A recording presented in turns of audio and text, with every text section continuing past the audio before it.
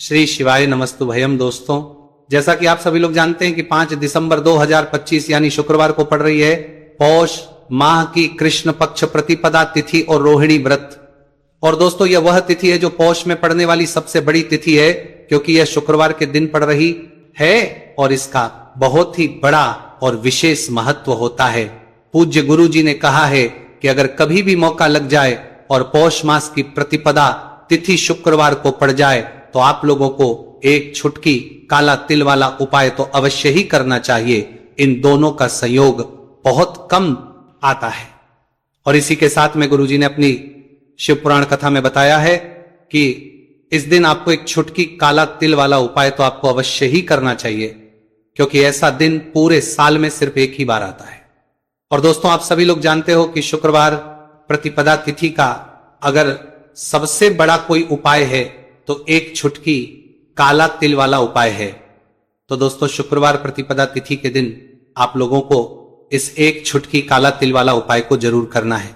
बहुत सारे लोग होंगे जिन लोगों ने इस उपाय को ना किया हो, मतलब पूरा महीना निकल गया, उन्होंने किसी भी दिन इस एक छुटकी काला तिल वाला उपाय को ना किया हो। पर दोस्तों, आपके पास एक आखिरी मौका बचा हुआ है, जो कि 5 दिसंबर शुक्रवार प्रतिपदा तिथि के दिन है। तो इस दिन आप लोगों को इस वाले उपाय को जरूर कर लेना है।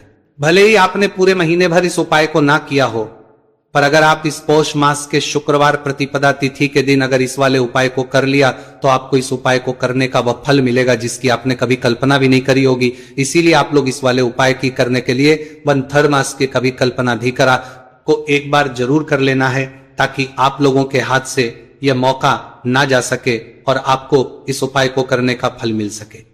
दोस्तों, ये उपाय पंडित जी ने अपनी अभी के ही श्री शिव महापुराण की कथा में बताया है, जिस उपाय को आज हम आपको बहुत अच्छे से समझाने वाले हैं। वीडियो को देखने के बाद इस उपाय को समझने के लिए आपको कोई और वीडियो को देखने की जरूरत नहीं पड़ेगी। तो चलिए दोस्तों, उपाय को शुरू करते हैं। देखिए, यह इस पौष मास के शुक्रवार प्रतिपदा तिथि के दिन यह इतना खास होता है, इतना महत्वपूर्ण होता है। देखा गया है कभी कभी बड़े बड़े पूजा पाठ अनुष्ठान से जो मनोकामना पूर्ण नहीं होते, वह पौष मास के शुक्रवार प्रतिपदा तिथि के दिन एक छोटे से उपाय करने से ही आपकी मनोकामना पूर्ण हो जाती है। और बहुत सारे लोगों ने इस उपाय को किया भी है और उनको इसको करने का फल भी जरूर मिला है। अगर आप लोग भी इस उपाय को करना चाहते हैं तो आप इस उपाय को पहले अच्छे से समझ लेना, सुन लेना, उसके बाद करना। आपको इस उपाय का फल जरूर मिलेगा। और इस उपाय को कर लेने से आपके घर में चाहे किसी भी प्रकार की दुहक और समस्या क्यों ना चल रही हो, आपको उसका कारण भी नहीं पता है कि भाई ये समस्या किस कारण से चल रही है। उसका कुछ भी कारण हो सकता है, जैसे पितृदोष हो सकता है, किसी भी तरह का मंगल दोष भी हो सकता है। तो इस दिन आप लोगों को ये वाला उपाय कर लेना है। ये एक ऐसा उपाय है जिस उपाय को अगर किसी विशेष दिन पर किया जाए तो भाई उस विशेष दिन का जो है वो तो हमें मिलता ही मिलता है, पर हमने उस दिन पर इस उपाय को किया है तो हमें उससे भी बड़ा फल मिलता है, और फल बहुत जल्दी मिलता है, क्योंकि आप इस उपाय को बहुत ही बड़े और विशेष दिन पर कर रहे हो। तो चलिए अब उपाय के बारे में बात करते हैं। उससे पहले आप लोगों को यह जानना आवश्यक है कि आखिर ये उपाय किस समय करना है, किसको करना है और कैसे करना है। तो चलिए हम आगे आपको वीडियो में एक एक करके बता देते हैं। लेकिन उससे पहले अगर आप लोग हमारे चैनल पर पहली बार आए हैं या फिर मेरी आवाज आज पहली बार सुन रहे हैं तो हमारे चैनल को सब्सक्राइब जरूर कर लेना, और इस वीडियो को लाइक करके कमेंट बॉक्स में श्री शिवाय नमस्तुभयम ओम नमः शिवाय जरूर टाइप कर देना। तो दोस्तों, इस एक छुटकी काला तिल वाला उपाय को हमें शुक्रवार प्रतिपदा तिथि के दिन कैसे करना है, किसको करना है, किस समय करना है और कहां पर करना है, ये सारे सवालों के जवाब आपको इस वीडियो में मिल जाएंगे। और जो ये वीडियो देखेगा भाई, उसको एक छुटकी काला तिल वाला उपाय जरूर करना चाहिए, क्योंकि इस दिन एक छुटकी काला तिल का भी बहुत ही बड़ा और विशेष महत्व होता है। और जब बात आ जाए एक छुटकी काला तिल वाला उपाय की, तो यह सोने पर वाली बात हो जाती है, और यह एक बहुत ही बड़ा उपाय हो जाता है इस शुक्रवार प्रतिपदा तिथि का। तो अब दोस्तों, इस एक छुटकी काला तिल वाला उपाय को आखिर करना किसको है, सबसे पहले हम लोग वो बात जान लेते हैं। तो देखो, घर की जो बड़ी माताएं बहनें होती हैं, उन माताओं बहनों में से कोई भी एक बड़ी माता बहन इस वाले उपाय को कर सकती है। और दोस्तों, अगर आप चाहें तो अपने घर में से सभी सदस्यों को भी इस उपाय को करवा सकते हैं। अगर किसी व्यक्ति की खुद की कोई मनोकामना है, खुद की कोई दुख और परेशानी है जो कि वो अपने लिए ही करना चाहता है, इस वाले उपाय को तो वो खुद अपने लिए भी कर सकता है। बाकी अगर कोई घर में से ऐसा है जो कि अपने पूरे घर परिवार की सुख और शांति के लिए ये वाला उपाय करना चाहता है, तो भाई वो भी कर सकता है, उसमें भी कोई दिक्कत वाली बात नहीं है। कहने का मतलब यह है कि इस उपाय को हर एक सदस्य भी कर सकता है और पूरे घर परिवार के सदस्य के लिए घर की बड़ी बहनों में से कोई एक माता बहन भी कर सकती है। माताएं बहनें अगर घर में उपस्थित ना हो या वो ये वाला उपाय ना कर पा रही हो, तो फिर घर का कोई बड़ा सदस्य भी इस एक छुटकी काला तिल वाला उपाय को कर सकता है, चाहे फिर वो पुरुष ही क्यों ना हो, उसमें कोई भी दिक्कत वाली बात नहीं है। अब दोस्तों जो अगला प्रश्न निकल कर आता है वो ये आता है इस उपाय को लेकर कि आखिर इस उपाय को हमें किस समय करना है, सुबह के समय करना है कि शाम के समय करना है। तो देखो इस वाले उपाय को आप लोग सुबह भी कर सकते हो और शाम के समय प्रदोष काल में भी कर सकते हो। अब अगर आप पूछो कि भाई सब सबसे उत्तम समय कौन सा रहेगा इस एक छुटकी काला तिल वाला उपाय को करने का, तो हम आपसे बस यही कहेंगे कि इस उपाय को आप सुबह के समय करेंगे तो ज्यादा बेहतर होगा। बाकी अगर प्रदोष काल शाम के समय भी करेंगे तो भी अच्छा होगा, उसमें कोई भी दिक्कत वाली बात नहीं है। तो अब दोस्तों जो अगली सबसे बड़ी और महत्वपूर्ण बात आती है वो ये आती है कि सुबह अगर हम उपाय को करेंगे तो हमें कितने बजे से लेकर कितने बजे तक के बीच में करना है, और शाम के समय प्रदोष काल में करेंगे तो हमें कितने बजे से लेकर कितने बजे के बीच में करना है। तो देखो सुबह जितनी जल्दी हो सके आप उपाय को करने की कोशिश करना। बाकी अगर किसी कारणवश लेट भी हो जाओ, थोड़ी देर भी हो जाए, तो 10 या 11 बजे तक भी आप उपाय कर लेना, पर 12 बजे से ज्यादा देरी ना हो, ठीक है, इस बात का ध्यान रखना। उसके बाद में दोस्तों अगर के समय प्रदोष काल की बात करें, प्रदोष काल का जो समय है होता है वो शाम के 6 बजे से शुरू हो जाता है। मतलब शाम के 6 बजे से लेकर 7 बजे के बीच का जो समय होता है यह समय प्रदोष काल का समय होता है। तो आप इस उपाय को 7 या 8 बजे के बीच में भी कर सकते हो। मतलब शाम के 6 बजे से रात 8 बजे के बीच में आप कभी भी इस वाले उपाय को कर सकते हो, उसमें कोई भी दिक्कत वाली बात नहीं है। देखिए आज के इस पूरे वीडियो में हम आपको 3 चमत्कारिक उपाय बताने वाले हैं। ये तीनों ही उपाय बहुत खास और बहुत ही विशेष होने वाले हैं। तो चलिए दोस्तों जान लेते हैं गुरुजी द्वारा बताए गए पहले उपाय के बारे में। देखिए यह उपाय आपको अपने परिवार के लिए करना है। यदि आप चाहते हैं कि आपका परिवार का प्रत्येक सदस्य तरक्की करे, उन्हें हर कार्य में सफलता की प्राप्ति हो, तो आपको यह उपाय करना है। तो देखिए इस उपाय को करने के लिए आपको एक आटे का दीपक लेना है।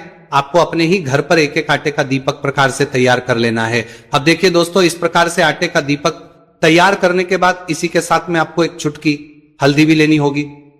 अब ये दोनों ही सामग्रियां लेकर के आपको पहुंच जाना है अपने ही घर में तुलसी जी के पौधे के पास में। देखिए कई लोग कमेंट करके पूछ रहे हैं कि क्या हम तुलसी जी के पौधे के वहां पर, हमारे घर में जो तुलसी जी का पौधा है वह सूख चुका है, तो वहां पर भी इस उपाय को कर सकते हैं। तो हाँ बिल्कुल, आप इस उपाय को जो आपके घर में तुलसी जी का पौधा है वहीं पर आपको यह उपाय करना है। देखिए सबसे पहले तो आपको यह जो उपाय है सूर्यास्त के बाद यानी कि रात्रि के समय में ही करना होगा। अब देखिए सबसे पहले आपके पास जो एक छुटकी हल्दी है उसे आपको तुलसी जी के पौधे में डाल देना है। अब देखिए आप जो एक आटे का दीपक लेकर के आए हैं, सबसे पहले तो आपको उसे तुलसी जी के पौधे के पास में रखना है, और तुलसी जी पौधे के पास में रखने के बाद इस दीपक में हमें शुद्ध घी का प्रयोग करना है, और इसी दीपक में हमें गोल रूप की बाती का प्रयोग करना है। क्योंकि यह जो दीपक है विशेषकर हम हरि विष्णु नारायण के नाम से लगा रहे हैं। अब इस दीपक को आपको प्रज्वलित कर देना है और आपको भगवान विष्णु से माता तुलसी से प्रार्थना करनी है कि हमारे घर में परिवार का प्रत्यक्ष सदस्य तरक्की करे, उसे अपने हर कार्य में सफलता की प्राप्ति हो, पूरा परिवार खुश रहे। हे भगवान नारायण आप हमारे परिवार की रक्षा करना। अब देखिए दीपक को प्रज्वलित करने के बाद आपको तुलसी जी के पौधे के नीचे यदि तुलसी जी का पत्ता गिरा हुआ पड़ा है तो उसे आपको उठा लेना है। आपको ध्यान रखना है तुलसी जी के पौधे से पत्ता तोड़ना नहीं है, नीचे गिरा हुआ है तो उसे आपको उठा लेना है। अब देखिए आपके घर में भगवान विष्णु की, भगवान श्री राम की या फिर भगवान श्री कृष्ण की यानी कि श्री विष्णु के किसी भी अवतार की प्रतिमा लगी हुई है, तो वहां पर आपको जाना है और आपको थोड़ी सी चीनी या फिर मिश्री आपके घर में हो तो उनका भोग आपको भगवान विष्णु के सामने लगाना है। और जो आप तुलसी जी का पत्ता लेकर के आए हैं उसे भी आपको उसी भोग में डाल देना है। अब देखिए, थोड़ी सी देर इस भोग को वहीं पर रखे रहने देना है और फिर इस भोग को आपको अपने घर के परिवार के प्रत्येक सदस्य को प्रसाद स्वरूप प्रदान करना है। यकीन, इस उपाय को करने से आपके परिवार का प्रत्येक सदस्य हमेशा तरक्की पर रहता है और आपके परिवार में हमेशा खुशियां बनी रहती हैं। तो इस प्रकार से आपको पहला उपाय कर लेना है। अब हम जानते हैं दूसरे उपाय के बारे में। देखिए, ये जो उपाय है विशेषकर धन की प्राप्ति के लिए है, मां लक्ष्मी को प्रसन्न करने के लिए है और विशेषकर शुक्रवार प्रतिपदा तिथि की रात्रि में ही आपको यह उपाय करना है। देखिए, सामने आपको एक दीपक दिखाया जा रहा है, तो आपको एक दीपक लेना है। दीपक आप मिट्टी का भी ले सकते हैं, आटे का भी ले सकते हैं। अब देखिए, इस दीपक में आपको शुद्ध घी का प्रयोग करना होगा और इस दीपक दत्त में आपको विशेषकर मोली वाला जो धागा आता है, लाल रंग का कलावा का धागा जिसे हम कहते हैं, उसकी बाती आपको इस दीपक के अंदर प्रयोग करनी है। यानी कि लंबी बाती का आपको इस दीपक के अंदर प्रयोग करना है। अब देखिए, ये जो दीपक है आज रात्रि में लगभग 8 बजे के लगभग आपको ये जो दीपक है तुलसी जी के पौधे के पास में प्रज्वलित कर देना है।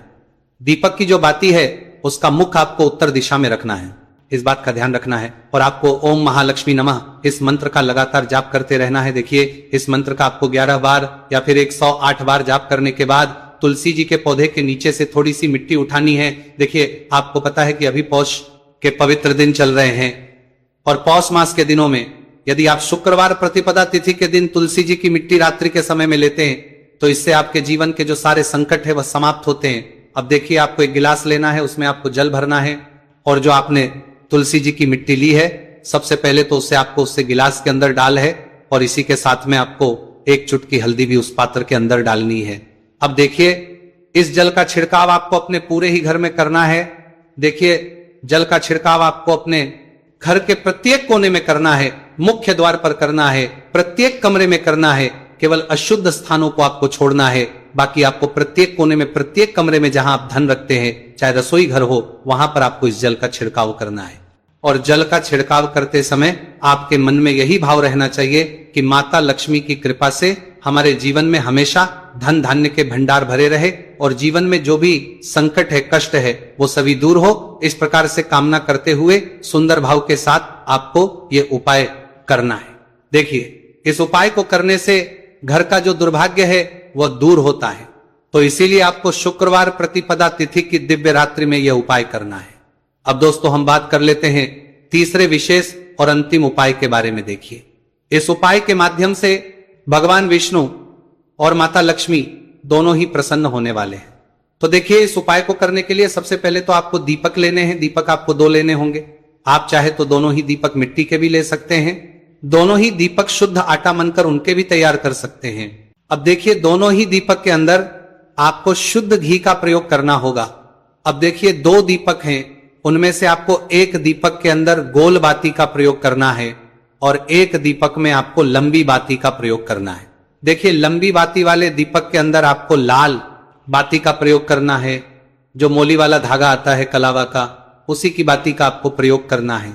अब देखिए, इसी के साथ में आपको एक चुटकी हल्दी लेनी है और एक चुटकी आपको काले तिल लेने हैं।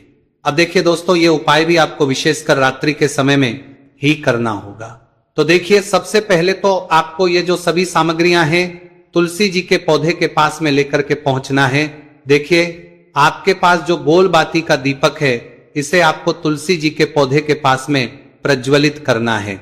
ओम नमो भगवते वासुदेवाय नमः, इस मंत्र का जाप करते हुए। अब देखिए, आपके पास जो काले तिल है उन्हें आपको अपने सीधे हाथ में रखना है और आपके जीवन में जो भी समस्याएं, परेशानियां हैं, जीवन में जो भी संकट है, बाधाएं, उन सभी को दूर करने की आपको प्रार्थना करनी है। और ये जो काले तिल है आपको उससे जलते हुए दीपक के अंदर डाल देने हैं। तो देखिए, इस प्रकार से हमने ये जो गोल बाती का दीपक है भगवान विष्णु के निमित्त प्रज्वलित किया है। अब देखिए दोस्तों, आपके पास जो लंबी बाती का दीपक है और आपके पास जो एक छुटकी हल्दी है, इन दोनों को आपको अपने घर के मंदिर में लेकर के पहुंचना है। देखिए, आपके घर के मंदिर में जो माता लक्ष्मी की तस्वीर है या फिर माता लक्ष्मी के किसी भी स्वरूप की तस्वीर है, प्रतिमाएं हैं, तो सबसे पहले तो के सामने आपको यह दीपक रखना है। दीपक के नीचे आपको चावल या फिर अनाज के कुछ दाने अवश्य ही रखना है। देखिए, सबसे पहले तो आपको ये जो दीपक है इसे माता लक्ष्मी जी के सामने प्रज्वलित कर देना है। अब देखिए, आपके पास जो एक चुटकी हल्दी है, इसे आपको जलते हुए दीपक के अंदर डाल देना है और आपको ओम महालक्ष्मी नमः या फिर ओम नमो भगवते वासुदेवाय इस मंत्र का जाप करना है। माता लक्ष्मी से आपको प्रार्थना करनी है कि जीवन से जो भी दुर्भाग्य है, दरिद्रता है, उन्हें आप समाप्त करें और हमारे घर में हमेशा सुख, शांति और समृद्धि बनी रहे। इस प्रकार से आपको कामना करनी है। तो देखिए दोस्तों, इस प्रकार से आज के इस वीडियो में हमने आपको शुक्रवार प्रतिपदा तिथि की रात्रि में किए जाने वाले 3 महा उपाय बताने का प्रयास किया है। जो भी आपके लिए उचित है, सरल है, उसे आप कर सकते हैं। तो दोस्तों, ये थे पूज्य गुरुजी द्वारा बताए गए कुछ बहुत ही खास उप। अगर आपको जानकारी अच्छी लगी हो तो वीडियो लाइक करिएगा।